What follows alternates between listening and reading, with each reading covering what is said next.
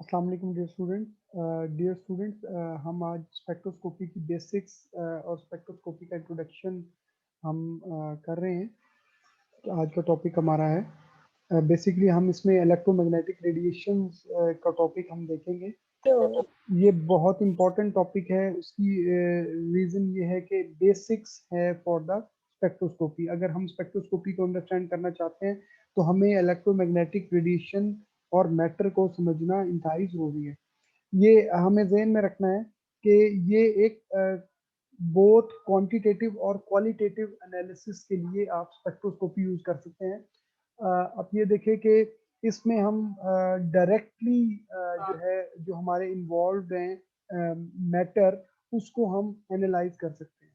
इसके अलावा हमें पता है कि जी ओल्ड जो टेक्निक्स हैं उसमें हम प्यूरिफिकेशन और सेपरेशन के लिए डिस्टिलेशन, क्रिस्टलाइजेशन और sublimation type and solvent extraction, ये टेक्निक्स हमने यूज़ की हैं। इसी तरीके से अगर हम एनालिसिस करना चाहते हैं क्वांटिटेटिवली तो फिर उसके लिए ग्रेविमेट्रिक और वॉल्यूमेट्रिक मेथड जैसे कि टाइट्रेशन वगैरह वो हम यूज़ करते हैं।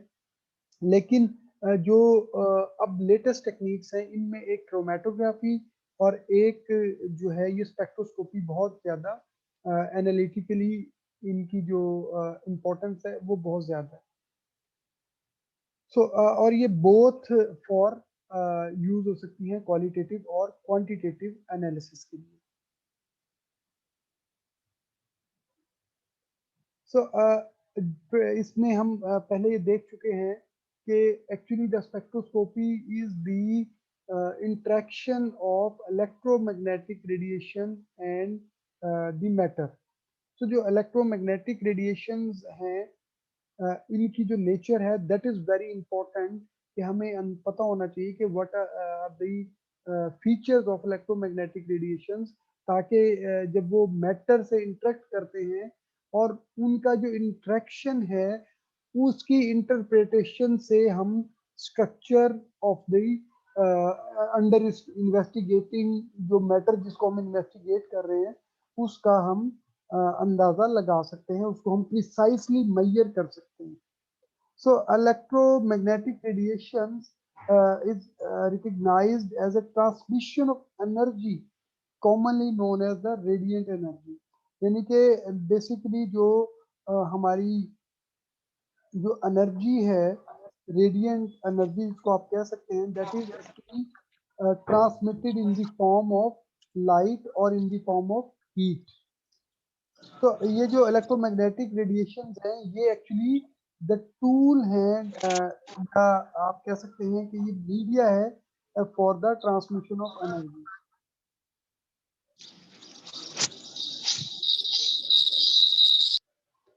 Light and heat are the more observable forms of radiant energy.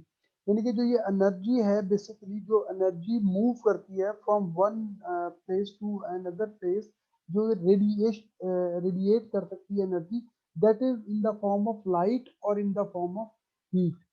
And the quantum mechanics suggests that the electromagnetic radiation has a dual nature।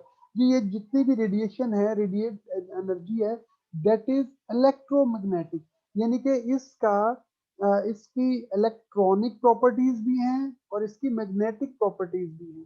तो हम रेडिएशन को या लाइट को, जो भी रेज हैं या उनको वेव कहें, ये एनर्जी कहें सिंपली, तो जो कि लाइट या हीट की फॉर्म में हो तो वो इलेक्ट्रोमैग्नेटिक रेडिएशन है। इलेक्ट्रोमैग्नेटिक रेडिएशन जो है नॉर्मली इनकी जो स्पीड है that is speed of light. हम उसको स्पीड ऑफ लाइट को 3 × 10⁻⁸ नॉर्मली मीटर पर सेकेंड हम मेजर करते हैं। लेकिन चूंकि इसकी जो स्पीड है दैट इज कांस्टेंट तमाम इलेक्ट्रोमैग्नेटिक रेडिएशन की, ये इम्पोर्टेंट एस्पेक्ट है कि इसका एक इलेक्ट्रॉनिक फैक्टर है और एक इसका मैग्नेटिक फैक्टर है। और जो ये इलेक्ट्रॉनिक और मैग्नेटिक फैक्टर दे आर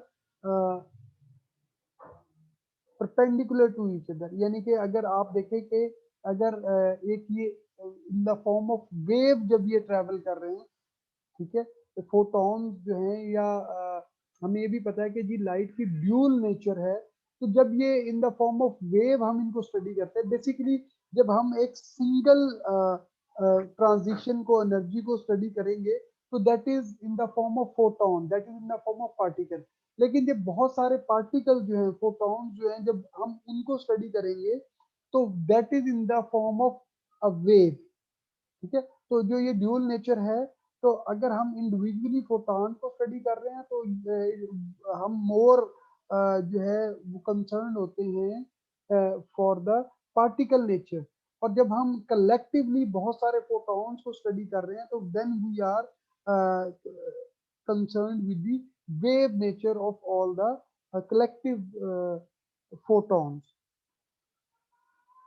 तो जो इलेक्ट्रॉनिक और मैग्नेटिक जो इनके पार्ट्स हैं एक रेडिएशन के, they are perpendicular to each other. यानी कि अगर एक जो है वो एक्स एंड वाई एक्सिस में मूव कर रहा है, then other part, magnetic part वो है, वो जेड एक्सिस में मूव कर रहा होगा।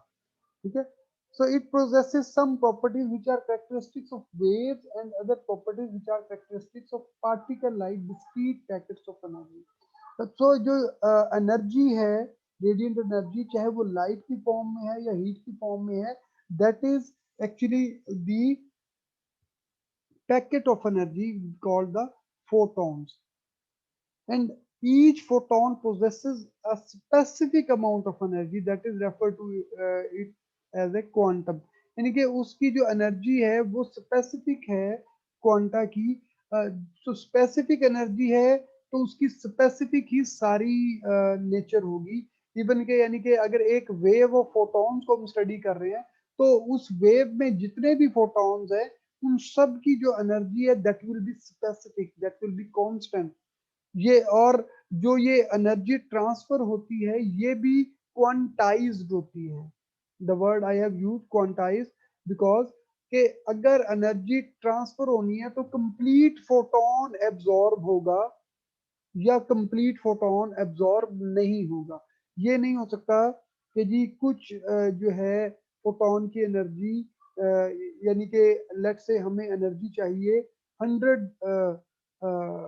जो है वो वोल्ट्स एनर्जी चाहिए हमें, और वो एनर्जी जो है वो हम 50-50 के दो क्वांटास या दो फोटॉन से पूरी कर ले, नहीं। जब तक हमें 100 वोल्ट्स का फोटॉन नहीं मिलेगा, तो एनर्जी एब्जॉर्ब नहीं होगी। यानी कि इस this is the quantum mechanics. And मैंने आप लोगों को इससे पहले रिक्वेस्ट भी की थी कि आप लोग जो है क्वांटम मैकेनिक्स का जो टॉपिक है आपके, वो जरा अच्छे तरीके से आप इसको रीड कर लीजिए। So it is the photon concept which is almost used nowadays. However, when a large number of photon is involved, it is the wave picture that gives the correct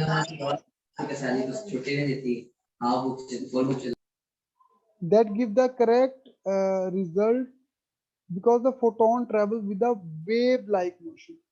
Electromagnetic radiations, which in fact consist of two components, electronic and magnetic, at the right angle to each other and also at the right angle to the direction of the propagation। यानी कि तीन चीजें हैं। एक तो direction of light है कि जी light किस तरफ मूव कर रही है। ठीक है, मसलन आप अब जैसे देख रहे हैं, अगर आपके rightwards right, from the left to right move कर रही है अगर लाइट, मिसाल के तौर पे, ये इसकी एक डायरेक्शन है, हम इसे एक्स एक्सिस ले लेते हैं। तो जो इलेक्ट्रिक जो इसका फैक्टर होगा, वो वाई एक्सिस पे होगा, और जो इसका मैग्नेटिक फैक्टर होगा, वो इसके जी एक्सिस पे होगा। तो ये all the three things are at the different जो है एक्सिस में ये होंगे, and they are at the right angle to all of them and to the, यानी कि इलेक्ट्रिक और मैग्नेटिक भी आपस में परपेंडिकुलर हैं या राइट एंगल पे हैं, और ये दोनों जो है direction of propagation of light उसके भी ये राइट एंगल पे प्रेजेंट होते हैं। सो इसके बाद हम डिफरेंट पैरामीटर्स इनके देखते हैं। We have already discussed a bit, but now completely हम इसे जरा देख लेते हैं। वेवलेंथ, वेवलेंथ जिसको हम लैम्डा से जो है वो डिनोट करते हैं। It is a distance between two adjacent crests and troughs of the wave in a beam of electromagnetic radiation. तो दो क्रेस्ट हों या दो एडजेसेंट ट्रफ्स हों, उनके दरमियान जो डिस्टेंस है that is called the wave length. और इसके लिए जो यूनिट है जी वो एंगस्ट्रॉम, नैनोमीटर, माइक्रोमीटर और मीटर हम यूज करते हैं। They are all the inter convertible. मिसाल के तौर पे अगर एक मीटर है that will be equal to 10⁶ micrometer. हम ये 10⁶ ये किसमें होगा, ये माइक्रोमीटर में होगा। और 10⁹ अगर हम कहते हैं that will be nanometer, and 10⁻10 will be equal to the angstrom.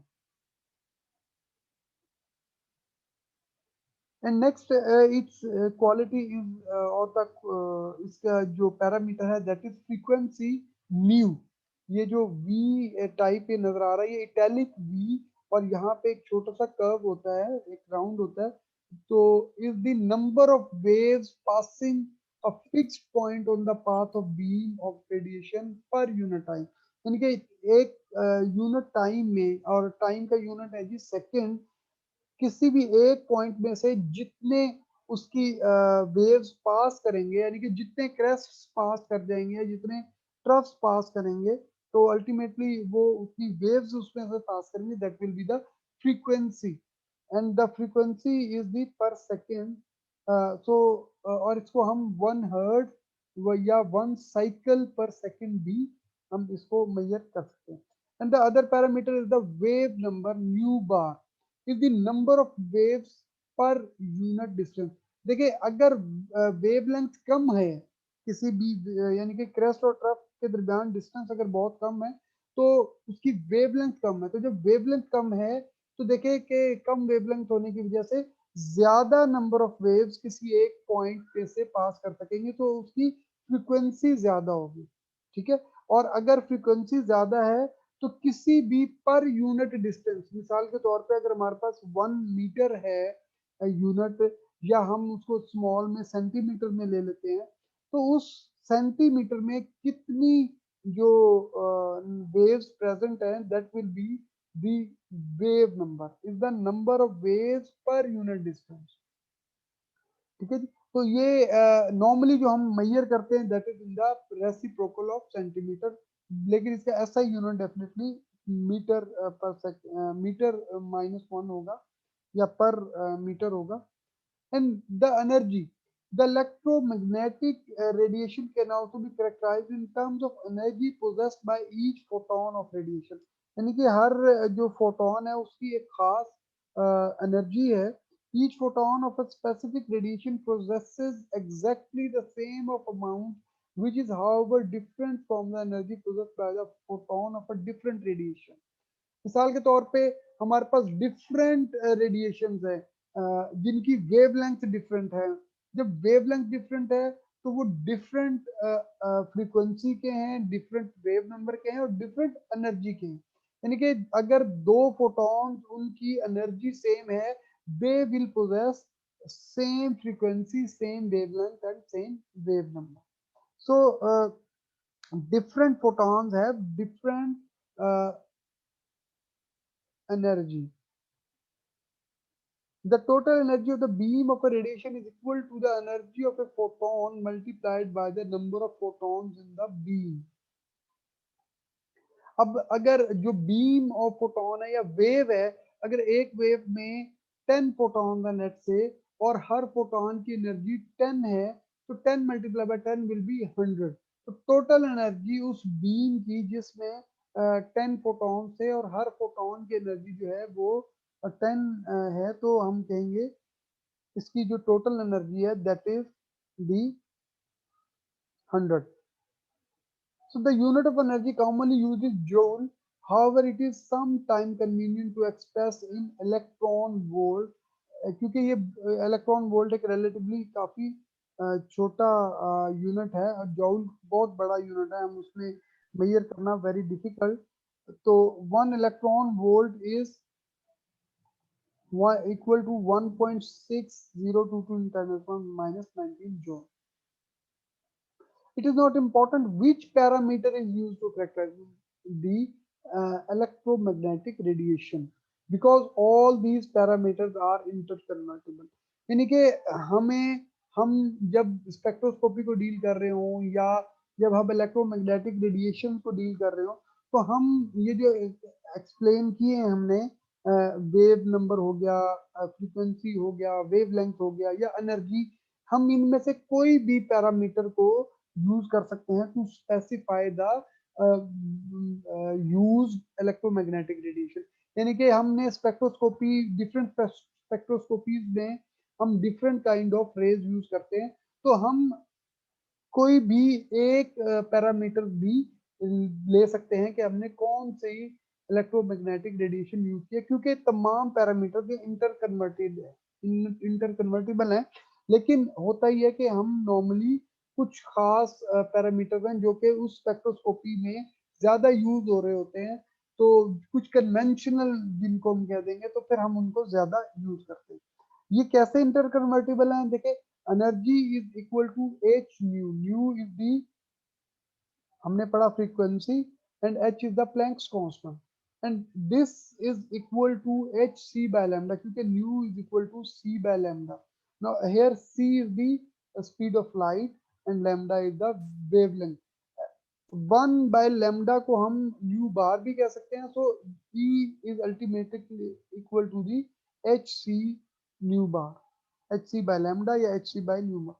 तो इस इक्वेशन के जरिए हम ये जितने भी पैरामीटर्स हमने ऊपर स्टडी किए हैं, एनर्जी है, वेव नंबर है, वेव लेंथ है, या उसकी फ्रीक्वेंसी है, हम उसको इंटर कन्वर्ट कर सकते हैं। H is the Planck's constant in the name of Max Planck, and its value is 6.625 into 10 raised to power minus 34. Electromagnetic radiation of all wavelengths travel with the same velocity, and the velocity, जैसे पहले बात की थी कि इनकी velocity होती है speed of light in vacuum। अब हम इससे एक पॉइंट आगे चलते हैं कि इन वैक्यूम जो स्पीड ऑफ लाइट है, वो तो 2.998 इंटू 10⁸ मीटर पर सेकंड है। लेकिन जब यही लाइट किसी और डेंस मीडियम में मूव करती है, तो फिर इस उसकी लाइट की स्पीड जो है वो चेंज हो जाती है। ठीक है, so c is the speed of light in vacuum, and v is the speed of light in that matter, किसी और मीडियम में जब मूव कर दी। अच्छा, नॉर्मली जो वैक्यूम है उसमें और एयर में, नॉर्मल एयर में जो स्पीड ऑफ लाइट है दैट इज सेम, तो हम जो भी पैरामीटर्स वैक्यूम में यूज करते हैं वही पैरामीटर्स हम यूज कर सकते हैं एयर के लिए भी।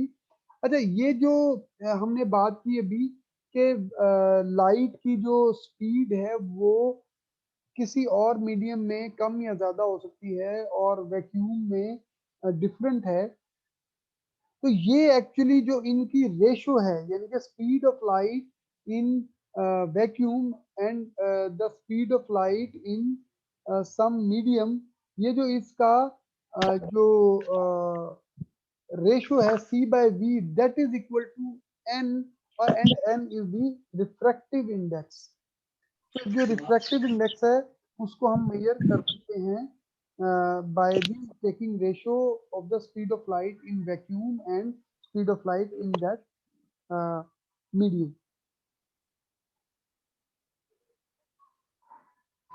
Since the refractive index of air is nearly 1, यानी कि नियरली 1 क्यों है कि जी तकरीबन वैक्यूम में स्पीड ऑफ लाइट और एयर में speed of light that is nearly equal, so that the ratio is 1, except for the most accurate work. Definitely थोड़ा सा फर्क है, लेकिन नॉर्मली हम इसको इतना ही ले लेते हैं। It is a above relation that the energy of a photon is directly proportional to the frequency or the wave number of the radiation and is inversely proportional to the wavelength of the radiation. An electromagnetic radiation of wavelength 50 nanometre है, मतलब अगर किसी electromagnetic की 50 nanometre wavelength है, तो उसकी frequency क्या होगी जी? Frequency is equal to c by lambda. c is 2.998 in 10⁸ meter per second, while lambda is 15 into 10⁹ metre. So जो इसकी फ्रीक्वेंसी है that is 6.0 into 10⁻15 hertz. Similarly, by taking 1 by lambda, we can find the wave number.